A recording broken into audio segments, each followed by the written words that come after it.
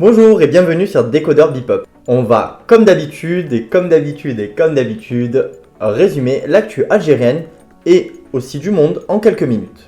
Aujourd'hui, on parle de quoi? On va parler des élections locales, on va parler de la campagne de vaccination qui est hautement critiquée, et pour finir, on va parler des Marocains qui sont en Algérie. Oui, avec toutes les tensions qu'il y a, on oublie qu'il y a beaucoup de Marocains qui se trouvent en Algérie. On va parler un peu de leur situation et comment ça se passe pour eux en ce moment. Avant de commencer, je vais vous demander de vous abonner tout simplement à la chaîne parce que ça nous soutient beaucoup, ça nous aide vraiment énormément. En plus de ça, vous allez recevoir une petite notification quand on sort une vidéo. Mais aussi, si des sujets vous donnent envie de réagir, n'hésitez surtout pas à le faire en commentaire. Pareil, ça nous aide énormément, ça fait chauffer l'algorithme de YouTube et ça nous met en avant. Et en plus de ça, en général, on vous répond. Je vous embête pas plus et on commence. Les dernières élections locales ont eu un taux d'abstention record qui n'a jamais été vu depuis l'indépendance. En Kabylie, par exemple, aucun vote n'a été enregistré. Mais cette année, les choses vont peut-être changer. Aux prochaines élections locales, le 27 novembre, on verra participer plusieurs partis qui jusqu'ici ont systématiquement boycotté les scrutins. Il s'agit du Front des forces socialistes et du Parti des travailleurs. Un des membres du PT, Ramdan Tezibt, a déclaré que cette décision n'influencera pas les positions du parti. Nous resterons toujours un parti indépendant avec la même position vis-à-vis du système. On peut quand même se demander pourquoi ces partis qui ont longtemps boycotté les élections ont finalement décidé d'y participer. Le FFS et le PT ont la même réponse. Les élections locales concernent la vie des citoyens. Ramdan Tezibt ajoute: ça n'a rien à voir avec les législatives ou les présidentielles.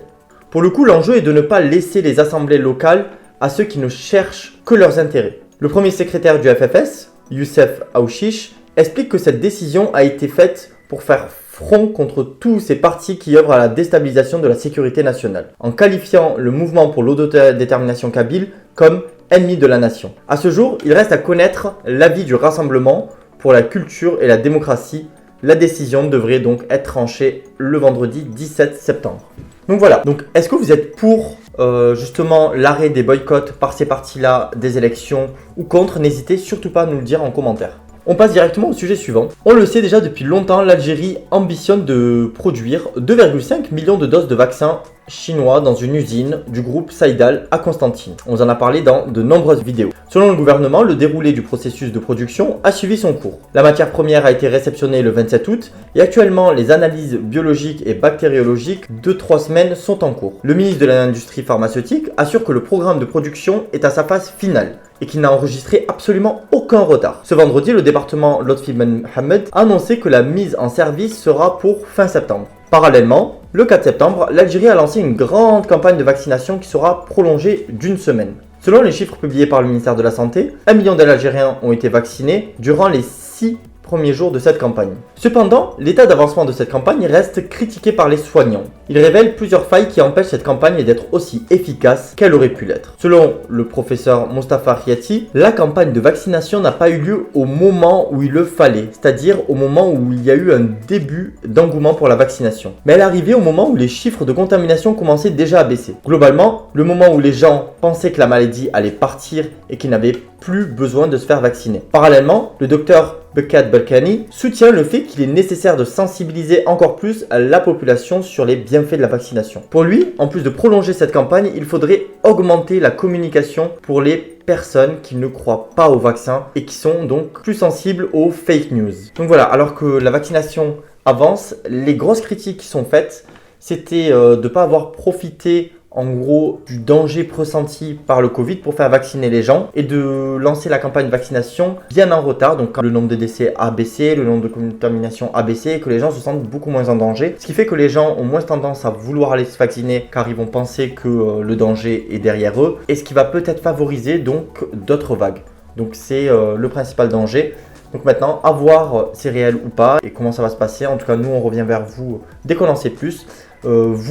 N'hésitez pas à vous nous dire directement en commentaire ce que vous en pensez, est-ce que c'est trop tard ou même si est-ce que vous allez vous faire vacciner, est-ce que vous avez confiance en ce vaccin et est-ce que vous allez vous faire vacciner. On passe directement au sujet suivant, c'est les Marocains en Algérie. Donc, depuis l'annonce de la rupture diplomatique entre le Maroc et l'Algérie, plusieurs tentatives de médiation ont vu le jour du côté de la Ligue arabe. Mais ce jeudi 9 septembre, le ministre Ramtan Lamamra a mis un frein à toutes ces tentatives en déclarant que la décision de rompre les relations diplomatiques ne fera pas l'objet d'une discussion et d'une délibération. C'est une décision souveraine, définitive et irréversible. La réaction est plutôt donc ferme du côté du gouvernement. On s'est alors demandé si ces affaires politiques n'entravaient pas les décisions, mais aussi les relations entre les deux peuples. Parce qu'à côté des déclarations du ministre, il reste des travailleurs marocains qui travaillent et vivent en Algérie.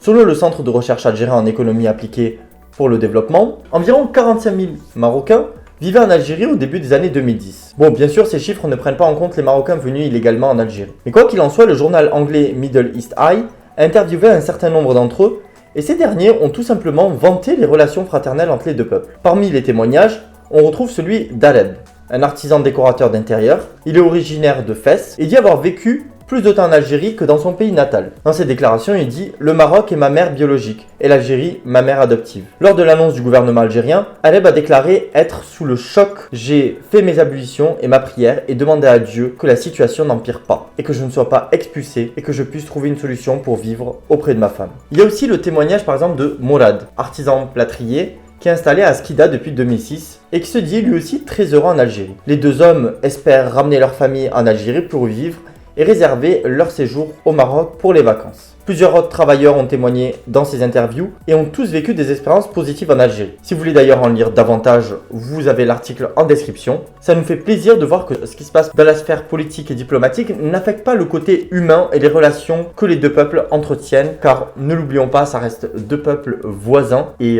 qui se ressemblent sur beaucoup plus de points qui sont différents en tout cas. On salue tous nos amis marocains, on salue toute l'Algérie et nous on se dit à demain. En attendant, je compte sur vous pour cliquer sur le petit subscribe. Allez, à demain. Ciao.